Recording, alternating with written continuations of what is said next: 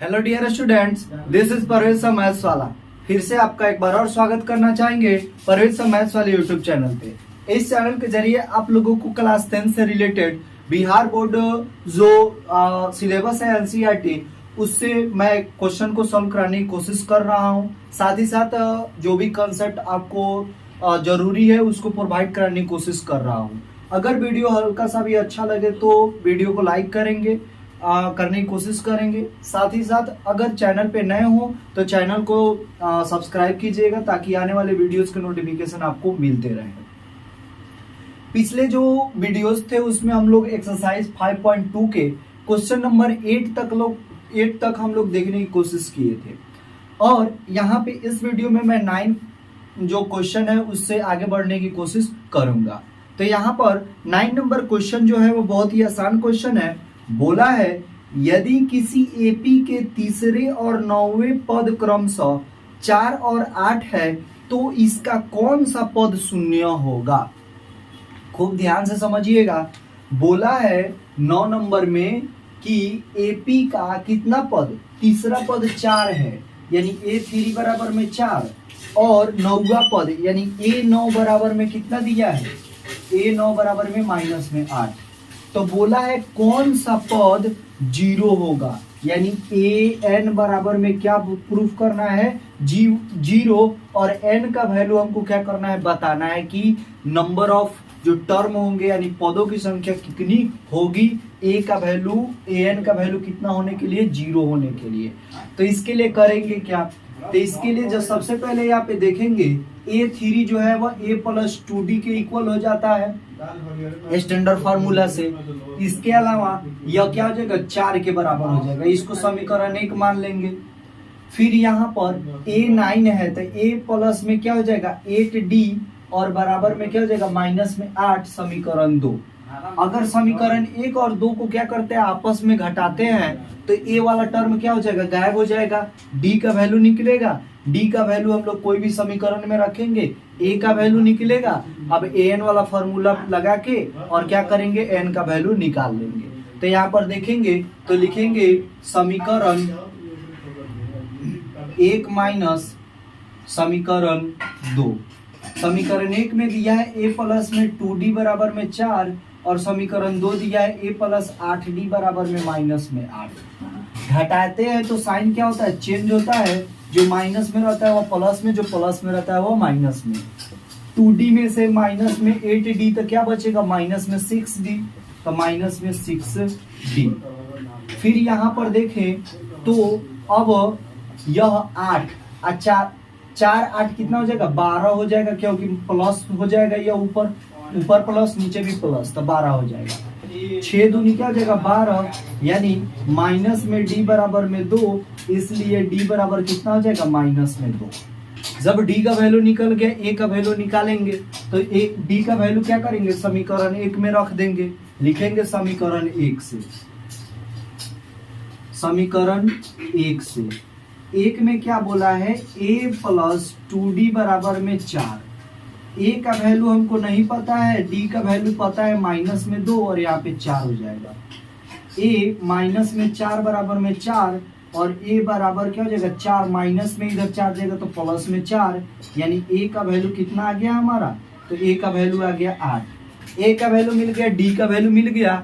अब बोला है an का वैल्यू कितना दिया है, 0 दिया है। तब हम चूंकि जानते हैं कि an बराबर होता है a plus n minus 1 into D. an का वैल्यू 0 दिया है, a का वैल्यू यहाँ पे 8 दिया है, तो 8 जोड़ n का वैल्यू हमको नहीं पता है, और d का वैल्यू कितना हो जाएगा यहाँ से माइनस में 2, तो यहाँ पे माइनस 2 लिख देंगे। प्लस में 8 है, इधर आके माइनस में 8 हो जाएगा, बराबर माइनस 2 इंटू n माइनस में 1, क्योंकि माइनस 2 यहाँ पे गुना में है, इसको आगे भी लिख सकते हैं। माइनस से माइनस कैंसिल, 2 चौके 8 हो जाएगा, यानी 4 बराबर में n माइनस 1, यानी 4 जोड़ 1 बराबर में क्या हो जाएगा n, इसलिए n बराबर में क्या हो जाएगा 5, यानी AP का 5वां पद क्या होगा, शून्य होगा। तो लिख देंगे AP का, इसलिए AP का 5वां पद शून्य होगा। और यही इसका क्या हुआ, आंसर हुआ। आप इसका स्क्रीनशॉट ले सकते हैं या नोट डाउन कर सकते हैं।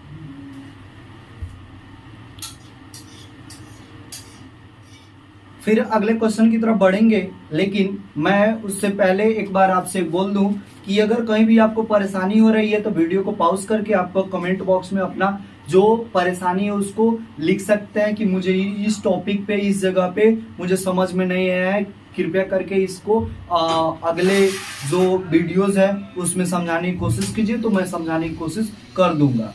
यहाँ पर 10वां नंबर क्वेश्चन बोला है कि किसी एपी का 17वां पद उसके 10वें पद से 7 अधिक है।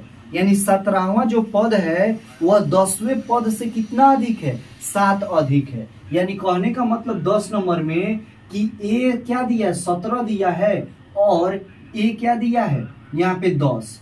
तो जो 17वां पद है 10वें पद से कितना अधिक है, 7 अधिक है। तो इसका सार्वा अंतर ज्ञात करना है, यानी इसका डी का वैल्यू क्या करना है, ज्ञात करना है। खूब ध्यान से समझिएगा, यहाँ पे बोला है कि एपी का जो 17वां पद है उसके 10वें पद से कितना अधिक है, 7 अधिक है। अब यहाँ पे हम लोग क्या करेंगे, डी का वैल्यू निकालना है। बहुत ही इजी क्वेश्चन है।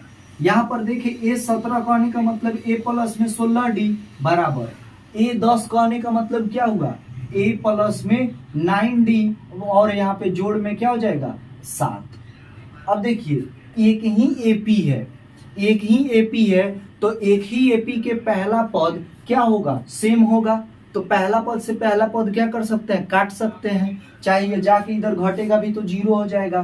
तो ए से ए क्या होगा, कैंसिल हो गया। यहाँ पे क्या बचा, 16 डी और बराबर 9 डी प्लस में 7। 9 डी यहाँ पे क्या है, प्लस में इधर आके माइनस में हो जाएगा, तो क्या होगा 16 डी माइनस में 9 डी बराबर में 7। 16 से 9 गया, कितना बचेगा, 7 डी बराबर में 7, और यहाँ पे डी बराबर क्या हो जाएगा, 7/7, एक बार में कटेगा, इसलिए डी का वैल्यू कितना हो जाएगा, 1। यानी सार्वा अंतर यहाँ पे लिख देंगे, सार्वा अंतर डी बराबर क्या हो जाएगा, 1 हो जाएगा, और यही इसका क्या हुआ, आंसर हुआ। आप इसको नोट डाउन कर सकते हैं। अगला क्वेश्चन देखेंगे, 11 नंबर क्वेश्चन में बोला है कि एपी 3, 15, 27, 39 का कौन सा पद उसके 54वें पद से 132 अधिक है। यहाँ पर देखिए खूब ध्यान से समझना है कि यह पहले एपी लिखेंगे। 11 नंबर का क्वेश्चन में बोला है एपी का जो वैल्यू दिया है 3, 15, 27, 39 डैश डैश डैश, बोला है कि एपी का कौन सा पद, कौन सा पद कहने का मतलब क्या लिख देंगे, एन लिख देंगे।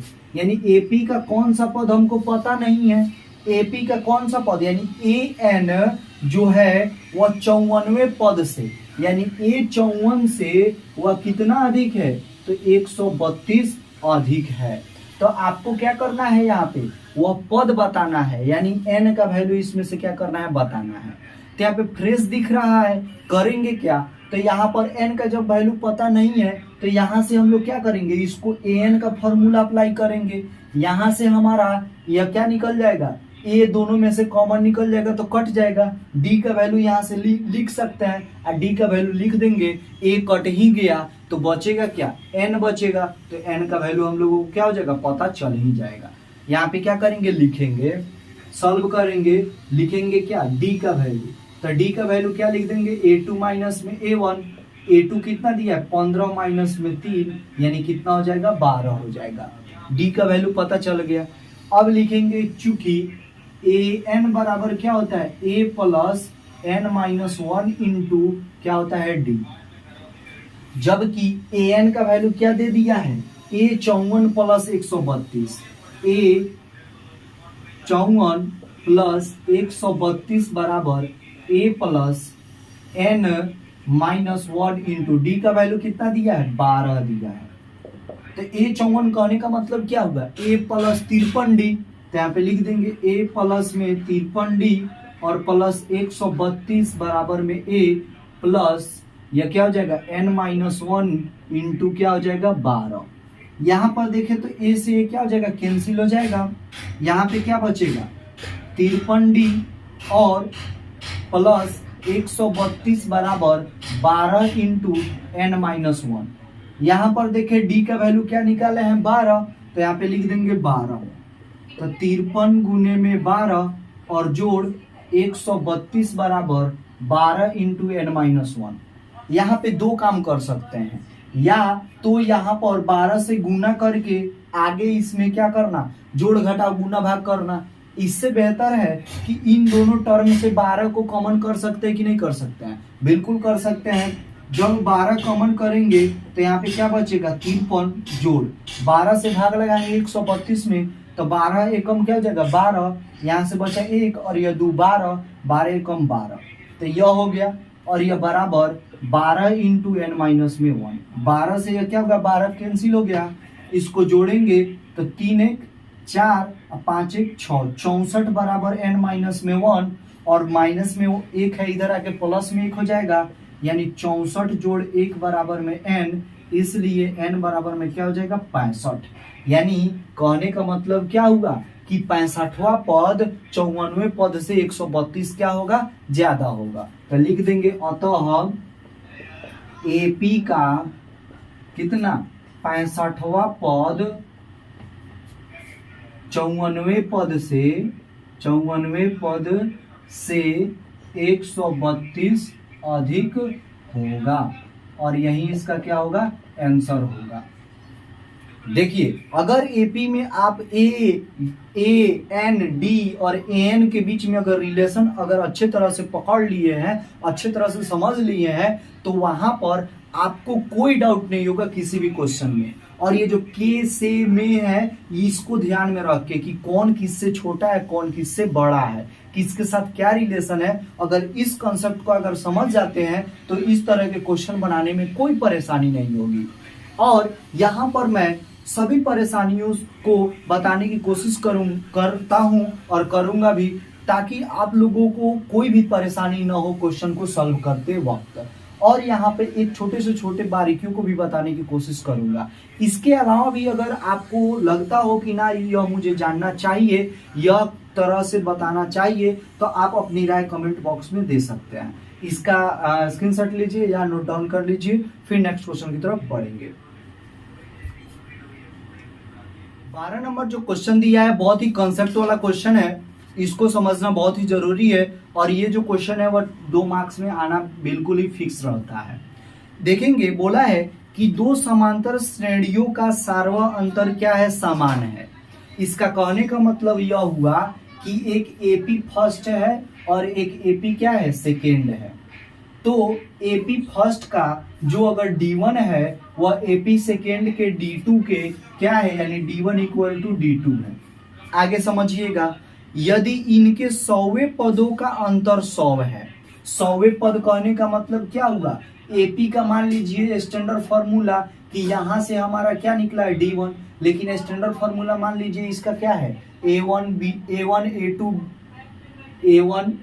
A2 डैश डैश करते करते, और इसको मान लीजिए क्या B1 B2 dash dash dash करते करते। यह क्या है, यह AN तक है और यह क्या है BN तक है। बोला है कि इनके 100वें पदों का अंतर क्या है, 100 है। यानी यह एपी में का 100वां पद क्या हो जाएगा, A100 माइनस इस एपी का क्या हो जाएगा 100वां पद, तो B100। इसका अंतर क्या है, 100 है। तो आपको इनके 1000वें पदों का अंतर क्या करना है, ज्ञात करना है। 1000वें पदों का अंतर कहने का मतलब क्या हुआ कि 1000 A1000 माइनस B1000 का वैल्यू क्या करना है, ज्ञात करना है। चूंकि यहाँ पे क्या बोला है कि D1 का वैल्यू क्या है, D2 के वैल्यू के बराबर है, तो यहाँ पे लिख देंगे। यहाँ पे यह क्या है, क्वेश्चन यहाँ पे सॉल्यूशन है किसका, तो यह 12 नंबर का। अब यहाँ पे लिख देंगे यह D1 है इसका और यह D2 है, सार्वा अंतर। यहाँ पे लिख देंगे यह सार्वा अंतर है। तो यहाँ पर लिखेंगे कि चूंकि D1 बराबर क्या है, D2 है। अब लिखेंगे प्रमाण में कि A100 माइनस B100 बराबर क्या दिया है, 100 दिया है। तो यहाँ पर देखेंगे तो ए 100 कहने का मतलब हुआ ए प्लस में 99d, क्या हुआ ए प्लस 99d। तो डी कहने का मतलब क्या होगा D1, डी नहीं D1, यानी यह जो ए 100 है वह किसका है, एपी फर्स्ट का है। तो यहाँ पे क्या हो जाएगा 99d1 और माइनस बी 100 कहने का मतलब क्या हुआ बी प्लस 99d2, क्योंकि यह जो बी है वह क्या है एपी सेकेंड का है। अब यहाँ पे क्या हो जाएगा 100 हो जाएगा। तो यानी कहने का मतलब यह होगा कि ए प्लस 99d1 और माइनस बी और माइनस 99d2 बराबर में 100। अब देखिए यहाँ पर कहने का मतलब यह है कि जो D1 का वैल्यू है वह क्या है D2 के वैल्यू के बराबर है। तो यानी कहने का मतलब क्या हो जाएगा कि A plus 99d1 minus B minus 99d2 के बदले में हम लोग क्या लिख सकते हैं D1 लिख सकते हैं। तो D1 बराबर में क्या हो जाएगा 100। तो यहाँ से कहने का मतलब क्या हुआ कि यह 99d1 से कैंसिल हो जाएगा। तो यहाँ पे क्या बचा a माइनस में b बराबर में 100, यानी a और माइनस b का वैल्यू कितना दिया है तो 100 दिया है। अब इसको अगर तोड़ने की कोशिश करें तो क्या होगा, यानी कहने का मतलब इसका वैल्यू अगर बताना हो तो यह a 1000 कहने का मतलब क्या हुआ तो a इसको इक्वेशन फर्स्ट मान लेंगे, यानी a 1000 कहने का मतलब a प्लस 999d1 हो जाएगा माइनस b 1000 कहने का मतलब b प्लस 999d2 हो जाएगा। होगा कि नहीं होगा, बिल्कुल होगा। क्यों, क्योंकि जो b है b वाला टर्म क्या है एपी सेकेंड का है और एपी सेकेंड का सार्वंतर क्या है तो d2 है।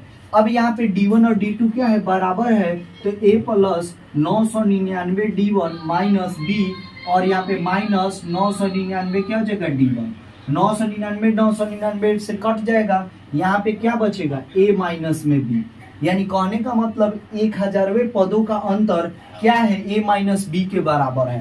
तो a माइनस b का वैल्यू कितना दिया है 100 दिया है।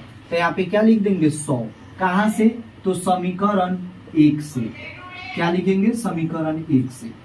इसका कहने का मतलब यह हुआ कि 1000वें पदों का अंतर क्या होगा 100 होगा, यानी कहने का मतलब इसलिए एपी के यह 1000वें पदों का अंतर क्या होगा 100 होगा और यही इसका क्या होगा आंसर होगा। कहने का मतलब यह है कि दो एपी दिया गया है, दोनों का सार्वंतर क्या है सेम है बराबर है, यानी जितना यह बढ़ रहा है उतना ही यह बढ़ रहा है। तो उनके 100वें पदों का अंतर 100 है तो 1000वें पदों का अंतर कितना होगा, तो जब समांतर श्रेणी में सार्वंतर दोनों का सेम है तो सेम ही अंतराल पे बढ़ेंगे तो उसका भी कितना होगा 100 ही होगा। बस यही आपको क्या करना था प्रूफ करना था, आप इसको नोट डाउन कर सकते हैं। यहाँ पर 13 नंबर बोला है कि 3 अंकों की कितनी संख्या 7 से विभाजित है। क्या बोला है 3 अंकों की कितनी संख्या 7 से विभाजित है। तो कहने का मतलब यह होगा 13 नंबर में कि 3 अंकों की सबसे छोटी संख्या क्या होती है, तो 3 अंकों की सबसे छोटी संख्या 100 होता है और यह बढ़ते बढ़ते कहां तक जाता है तो 999 तक। तो यह बोला है कि यह किससे भाग लग जाए 7 से भाग लग जाए। कितनी संख्याएं हैं तो क्या आप बता सकते हैं, तो बिल्कुल बता सकते हैं। जब परवेज सर मैथ्स वाले को सब्सक्राइब करके रखे हैं तो क्यों नहीं बता सकते हैं, बिल्कुल बता सकते हैं। तो इसके लिए आपको 2 काम करना पड़ेगा कि जो 3 अंकों की सबसे छोटी संख्या है उसमें 7 से भाग करके देखना पड़ेगा कि क्या यह 3 अंकों की सबसे छोटी संख्या 7 से कट रहा है कि नहीं कट रहा है। फिर बड़ी संख्या में 7 से भाग लगा के देखना पड़ेगा कि वह 7 से कट रहा है कि नहीं कट रहा है। अब जब यह छोटी संख्या 7 से कट जाएगी तो यह पहली संख्या हो गई।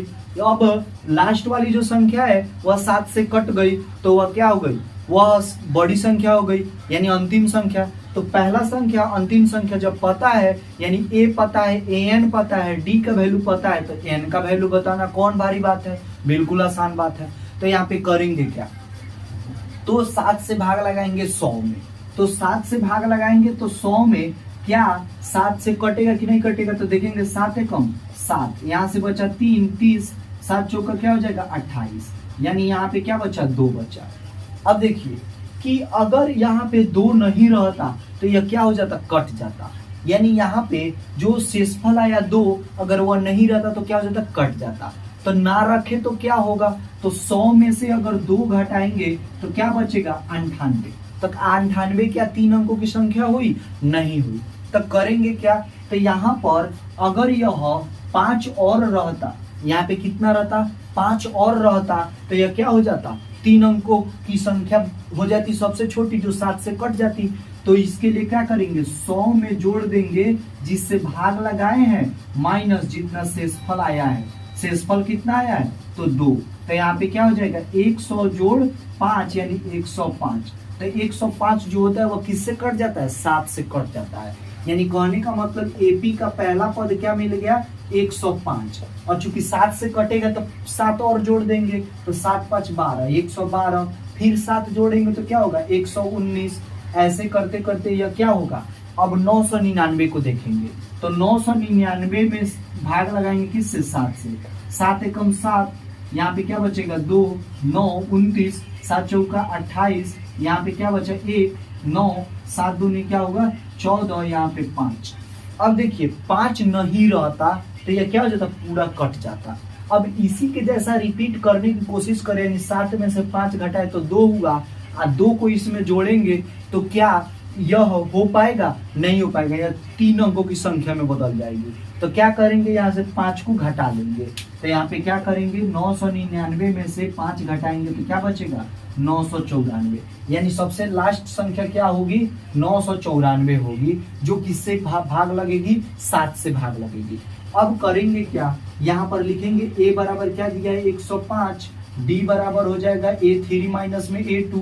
आप कहिएगा a1 और a2 से आप कमीशन खाए हैं, खाली हर एक क्वेश्चन में a2 माइनस में a1 बता रहे हैं, तो कोई दिक्कत नहीं है। यहाँ पे a3 माइनस a2 कर ले रहे हैं। a3 का वैल्यू 119 माइनस में 112, यहाँ पे क्या बचेगा, 7 बचेगा। an अंतिम पद कितना दिया है, 994। आपको n का वैल्यू क्या करना है, बताना है। तो पहले ही वीडियो में आपको, पहले वीडियो में नहीं, लगभग 2-3 वीडियो के बाद मैं बताया था कि an का जो फॉर्मूला होता है, यानी अंतिम पद an बराबर क्या हो जाता है, a plus n minus 1 into D. an का वैल्यू कितना दिया है, 994, बराबर a का वैल्यू कितना दे दिया है, 105, जोड़ n का वैल्यू कितना दिया है, नहीं दिया है, n माइनस 1 इंटू डी का वैल्यू 7। 105 इधर आके क्या हो जाएगा, घट जाएगा, तो 994 माइनस में हो जाएगा 105, बराबर 7 इंटू एन माइनस में 1। यहाँ से घटाएंगे तो क्या बचेगा, तो 14 में से 5 गया तो कितना बचेगा, 9, और यहाँ पे 8 बचेगा, 9 में से 1 गया तो 8, बराबर क्या हो जाएगा, 7 इंटू एन माइनस में 1। 7 से इधर ला के भाग करेंगे तो क्या होगा, 8 8 9 बटा में 7 बराबर में क्या हो जाएगा, एन माइनस में 1।